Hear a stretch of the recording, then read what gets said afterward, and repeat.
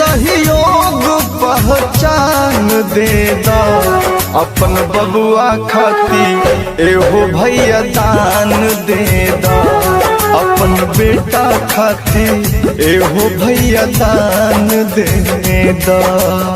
भैया हम गायक सागर सम्राट आज संगीत के माध्यम से संपूर्ण देश के श्रोता समाज से निहोरा करत रहे भैया कि अपन देश के बेटा बिहार के बेटा आयांश की जिंदगी मझधार में फसल बा। सबसे यही निहोरा बा भैया कि जितना भी सहयोग राशि हो सके वहाँ के नया जिंदगी जिए के मौका दी भैया।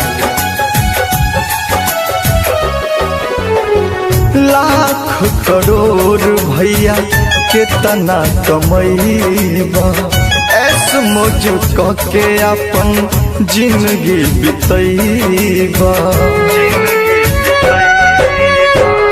लाख करोड़ भैया कितना कमैबा ऐस मौज के अपन जिंदगी बितैबा। मांगतन भिखिया